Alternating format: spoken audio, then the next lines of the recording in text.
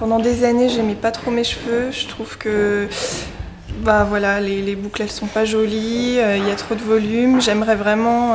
J'ai passé des années à les lisser en fait tout le temps. Ça me les a abîmés. Donc voilà.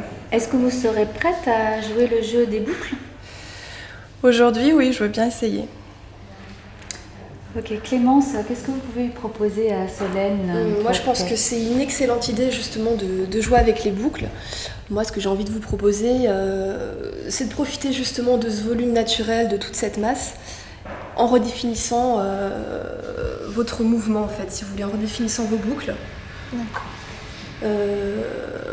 Afin de donner un côté plage, je pense que c'est vraiment quelque chose qui pourrait bien vous aller, et puis c'est très actuel. Clémence, est-ce que c'est important de commencer par un côté en particulier? Non, vraiment pas spécialement là, c'est parce que pour moi c'était plus... Enfin, en général c'est toujours plus pratique de commencer par la nuque et puis de remonter petit à petit, de faire les côtés ensuite.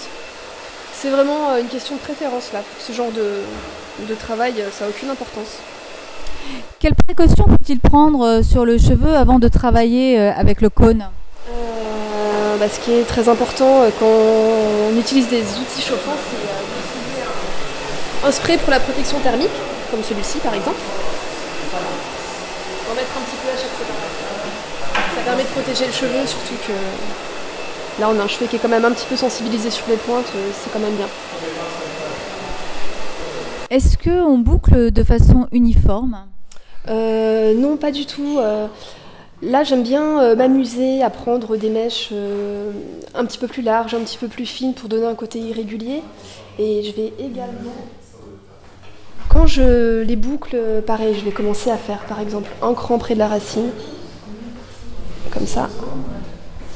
Ensuite, un cran un petit peu plus près des pointes, mais toujours en faisant attention à bien garder ma pointe dans mes mains pour ne pas la travailler. Et qu'est-ce que ça fait comme effet justement au niveau de la pointe? Un côté un petit peu plus sauvage, ça permet d'imiter le côté grunge qui est assez intéressant et assez en vogue en ce moment. Voilà, ça donne un côté pas trop apprêté à la boucle.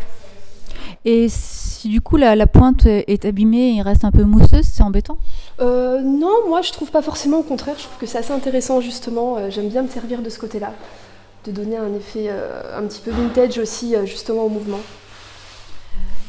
Donc on travaille mèche à mèche l'ensemble de la chevelure ou il y a des parties du dessous qu'on peut laisser naturelles? Il y a des parties du dessous qu'on peut laisser justement naturelles et travailler seulement ce qui est visible, surtout ce qui encadre le visage et puis un petit peu par-ci par-là. On peut prendre des grosses séparations en remontant petit à petit, c'est très bien. Solène a une très jolie couleur naturelle et j'ai l'impression qu'en faisant ce travail, ça met sa couleur en évidence. Tout à fait, c'est une bonne remarque parce que justement on va venir travailler exactement en fait l'ondulation se positionne là où le cheveu est un tout petit peu sensibilisé. On voit qu'il a été un peu patiné par le soleil, un petit peu usé, ça crée des mèches un peu... On a un dégradé blond qui est super joli, très subtil et voilà, la boucle se positionne exactement à cet endroit-là, donc c'est joli, ça donne vraiment du relief à toute sa chevelure, ça lui va très très bien. Comment faire en sorte de ne pas gonfler le volume en racine?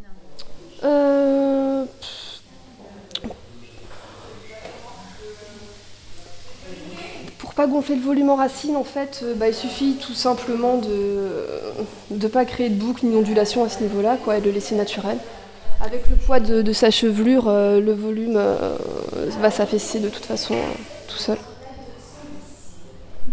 Mais il y a une technique aussi pour éviter que le cheveu mousse en racine. Ce qui est pas mal aussi, c'est de faire par exemple, ce petit mouvement. Là, on voit qu'on a un cheveu qui est quand même encore un petit peu plus mousseux en racine.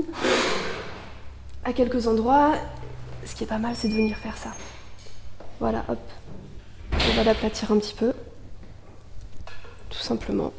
D'accord. Ça aplatit et ça donne de la brillance. Oui, exactement. Ça va lisser les écailles, en fait, comme une sorte de petit brushing. Voilà.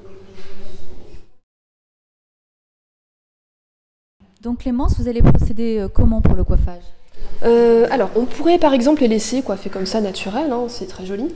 Mais si on veut un côté plus fort, avec un peu plus de caractère dans le côté grunge, ce qui est pas mal, c'est de faire une enluminure. Ça nous donne un côté hippie.